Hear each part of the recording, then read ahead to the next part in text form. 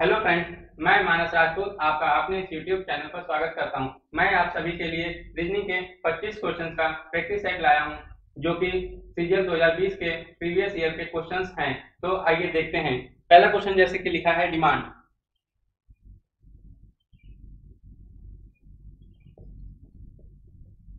Demand का जो place होते हैं वो होता है 4, 5, 13, 1, 14, 4। इसी तरह अगर हम इसको लिखना है हमको X N A O W X, अगर हम इसके अपोजिट अल्फाबेट के प्लेस लिखते हैं तो यहाँ पे क्या हो जाएगा, यहाँ पे हो जाएगा 23, यहाँ हो जाएगा 22, यहाँ पे हो जाएगा आपका 14, यहाँ पे हो जाएगा आपका 26, यहाँ आपका हो जाएगा 13 और यहाँ हो जाएगा आपका 23। तो इसकी क्या होती है, इसके प्लेस होते हैं 24, 14, 1,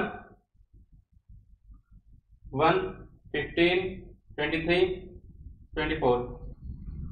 अब हमको यहाँ से कुछ दिख रहा है, जैसे कि ये यहाँ से ये क्रॉस गया, ये यहाँ से क्रॉस आया, इसको 13 को 14 लिख दिया गया, 26 को 1 लिख दिया गया, 14 को 15 लिख दिया गया और इसी तरह से 22 को 23 लिख दिया गया। तो सिमिलरली शुड को भी लिखना है। शुड SHOULD, शुड को भी हमें बताना है क्या होगा।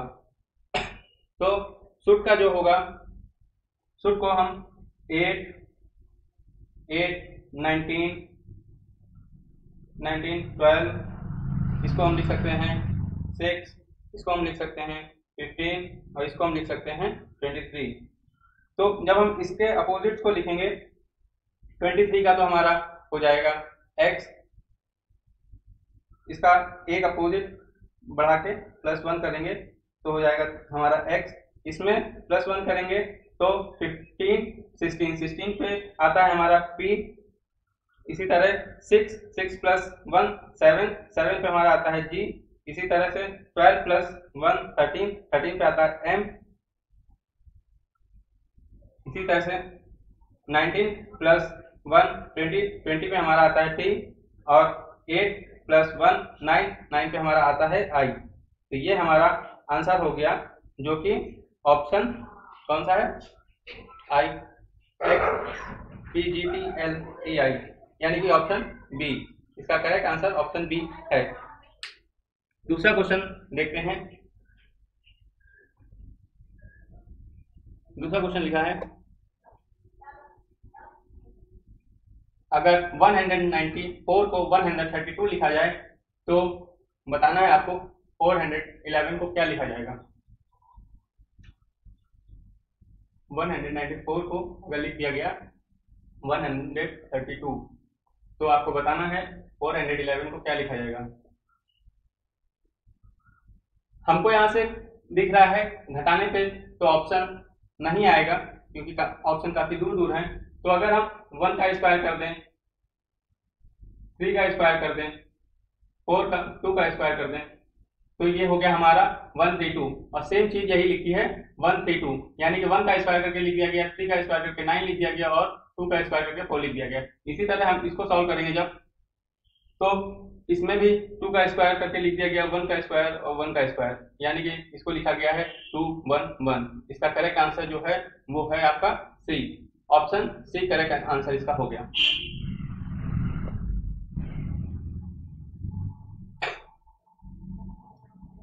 अगर मलयालम को केरला लिखा जाता है तो कोंकणी किसकी भाषा होगी।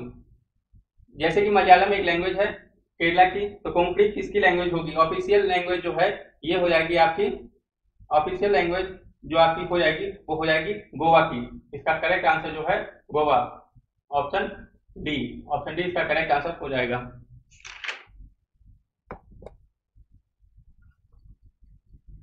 इसी तरह से चौथा क्वेश्चन है, अगर हम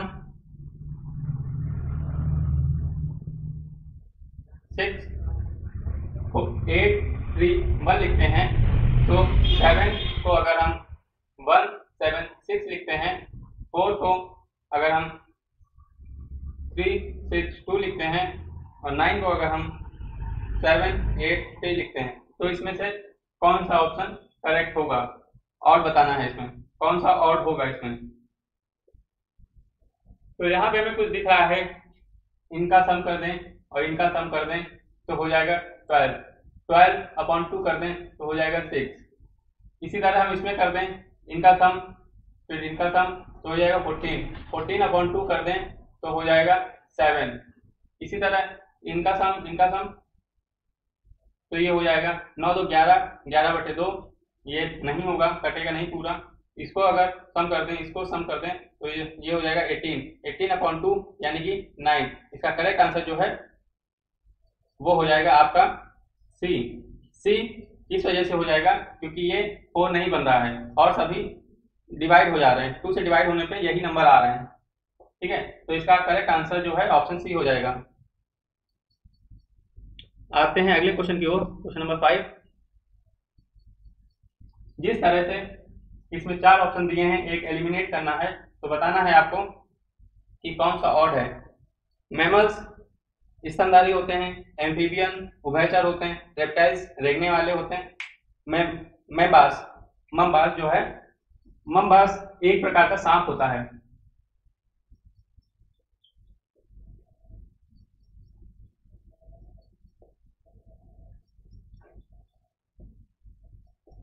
एक प्रकार के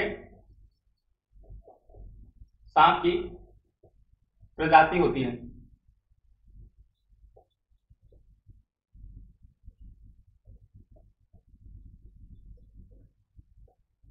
ठीक है, तो इसका जो करेक्ट आंसर हो जाएगा ऑप्शन डी। इसका करेक्ट आंसर जो है ऑप्शन डी हो जाएगा हमारा।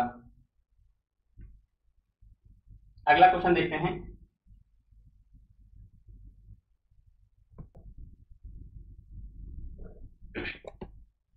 Question number 6। क्वेश्चन नंबर 6 पे दिया है FIL। दूसरा ऑप्शन है HKN। तीसरा ऑप्शन है DGJ। चौथा ऑप्शन है MPR। हम इसके प्लेस लिख लेते हैं। इसको हम लिख सकते हैं 6 9 12, इसको 8 11 14, इसका लिखेंगे हम 4 7 10, इसको लिखेंगे 13 16 18। इस पे 3 का गैप हो रहा है, इसी तरह इस पे भी 3 का गैप हो रहा है, इसी तरह इस पे भी 3 का गैप हो रहा है, पर इस पे 3 का गैप नहीं हो रहा। इस पे जो है 3 का गैप तो हुआ शुरुआत में, पर यहाँ पे 2 का गैप हुआ, तो जो हमारा ऑड ऑप्शन होगा वो ये होगा, यानी कि ऑप्शन डी इसका जो है ऑड आंसर होगा, यानी कि करेक्ट आंसर जो है इसका ऑप्शन डी होगा। तो 7वां क्वेश्चन देखते हैं। 7वें क्वेश्चन पे हमको अरेंज करना है डिक्शनरी के अकॉर्डिंग।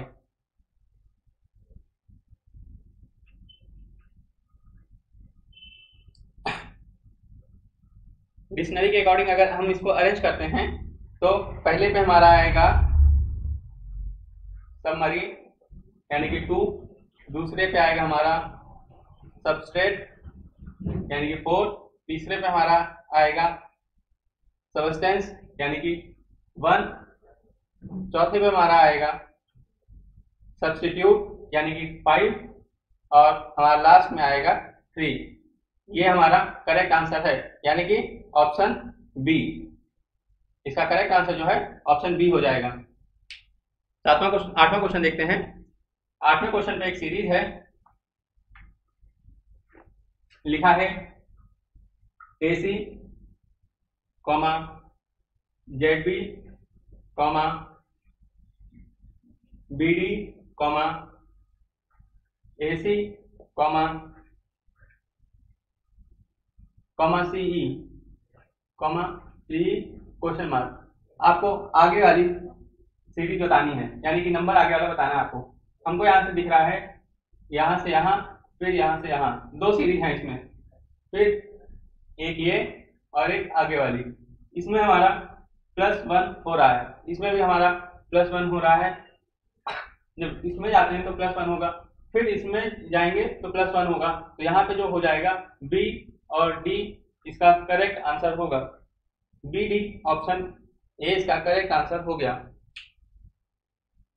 अगला क्वेश्चन देखते हैं। 9वां क्वेश्चन भी सीरीज का है। लिखा है 3, 8, 36, 140, 564 क्वेश्चन मार्क। इसमें हमको बताना है क्या होगा यहाँ पे। तो यहाँ पे हमको दिख रहा है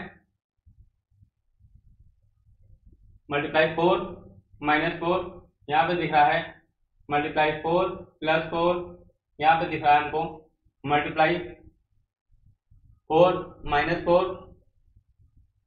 यहाँ से यहाँ हमको दिख रहा है मल्टीप्लाई 4 + 4। अब यहाँ से आगे की तरफ जो बढ़ेंगे तो मल्टीप्लाई 4 -4। तो इसमें कौन सा ऑप्शन होगा? मल्टीप्लाई जब 4 करेंगे तो 16, 24, 24 1 25, 25 में 2 कैरी, 20 + 22। इसमें -4 कर देंगे तो हमारा ऑप्शन हो जाएगा 2, आंसर हो जाएगा 2 5 2 2। ये हमारा आंसर हो जाएगा, जो कि हमारा ऑप्शन सी में दिख रहा है। ठीक है दोस्तों, ये सीरीज इस तरह से होगी। अगले देखते हैं क्वेश्चन नंबर 10। क्वेश्चन नंबर 10 करिए। क्वेश्चन नंबर 10 में लिखा है यदि संख्या के तीसरे, 5वें और 8वें अंक से 3 अंकों की एक ऐसी संख्या बनाना मुमकिन हो जो एक द्विअंकीय विषम संख्याओं का पूर्ण वर्ग हो, तो निम्न में से कौन उस द्विअंकीय विषम संख्या का दूसरा अंक होगा? इसमें कहा है 5 7 4 3 4 3 1 6 7 6 7 4 3 2 6 7 4 3 2। इसमें उसने कहा है तीसरी, पांचवी और आठवीं इन तीनों संख्याओं से मिलकर एक पूर्ण वर्ग बन रहा हो। यानी कि इन तीनों संख्याओं से मिलकर एक पूर्ण वर्ग बनेगा 441, जो कि 21 का होता है। तो इसकी हमें दूसरी संख्या बतानी है, यानी कि मिडिल में 4 हो जाएगा। तो इसका करेक्ट आंसर जो है ऑप्शन डी हो जाएगा 4। ठीक है, अगला क्वेश्चन देखते हैं। 11 क्वेश्चन।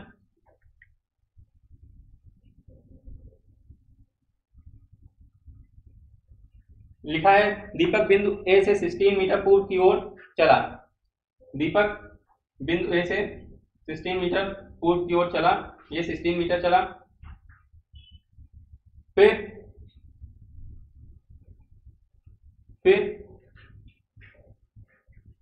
एक सेकंड, बिंदु ए से 16 मीटर पूर्व की ओर चला, बी तक पहुंच गया। उसके बाद बिंदु बी से दाएं मुड़ा और 6 मीटर चला। बिंदु बी से दाएं मुड़ा 6 मीटर चला, यानी कि इधर चला 6 मीटर, यहाँ पे आ गया सी पर। ठीक, फिर उसके बाद में बिंदु सी से दाएं मुड़ा और 8 मीटर चला। बिंदु सी से वो दाएं मुड़ा और 8 मीटर यहाँ तक चला, यानी कि यहाँ तक वो 8 मीटर चला, डी तक आ गया। फिर डी तक पहुंच गया। डी तक पहुंच गया। बिंदु जी ए और बी के बिल्कुल मध्य में है। बिंदु जी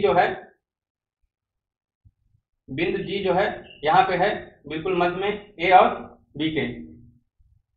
तो आगे लिखा है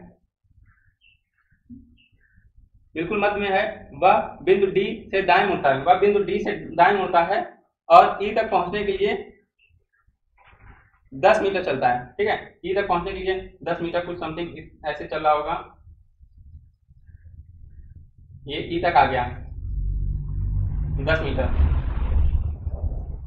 उसके बाद में वह बिंदु ई से बाएं मुड़ता है और 2 मीटर चलता है। वह बिंदु ई से बाएं मुड़ता है और 2 मीटर चलता है। 2 मीटर कुछ ऐसे चला, 2 मीटर चला और एफ तक पहुंच गया।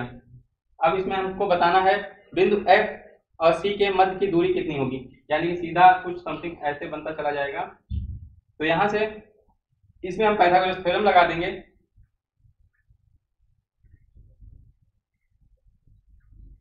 तो ये एक सेकेंड, ये 10 है तो इधर 6 है, तो इधर भी 6 होनी चाहिए, ये 6 हो जाएगी आपकी और ये 4 हो जाएगी।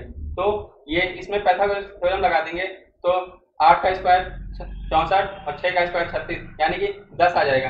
ये वैल्यू यहाँ से यहाँ तक की वैल्यू 10 आ जाएगी। इसी तरह इसका स्क्वायर और इसका स्क्वायर जो हो जाएगा हमारा वो हो जाएगा 4 + 16 यानी कि 20 को लिख सकते हैं 2√5 लिख सकते हैं। इसको हम 2√5 लिखेंगे यानी कि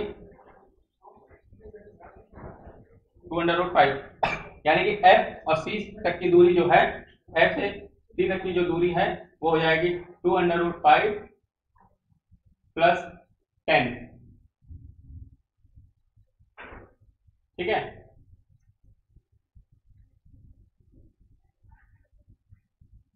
इसमें आंसर मिल नहीं रहे हैं। अगला क्वेश्चन देखते हैं।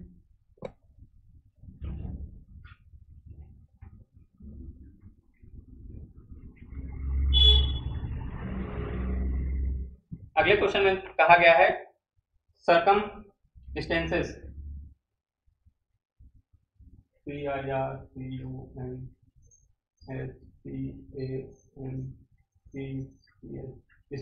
इसमें से बताना है कौन से नहीं बनाया जा सकता, यानी कि TRANCE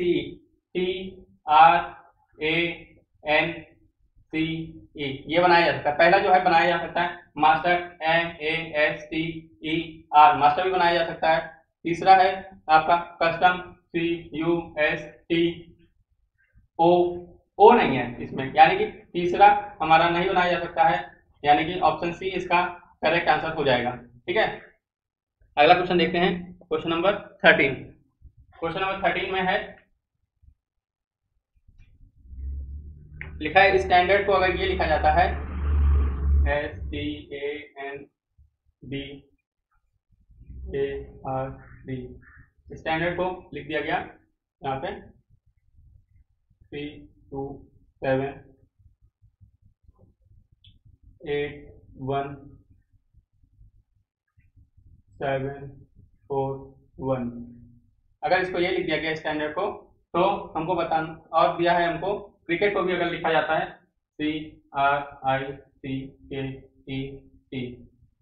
क्रिकेट को लिख दिया गया। अगर इन्होंने लिखा है क्रिकेट को 045509662, तो हमको बताना है रेटिना को क्या लिखा जाता है।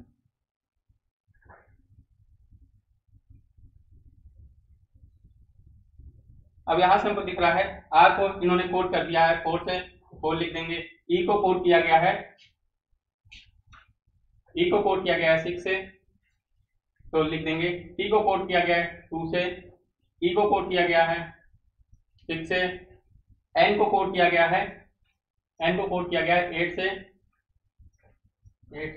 A को कोड किया गया है 7 से, यानी कि तो इसका आंसर हो जाएगा 4626887, 4626887, ऑप्शन सी इसका करेक्ट आंसर हो जाएगा। अगला क्वेश्चन देखते हैं।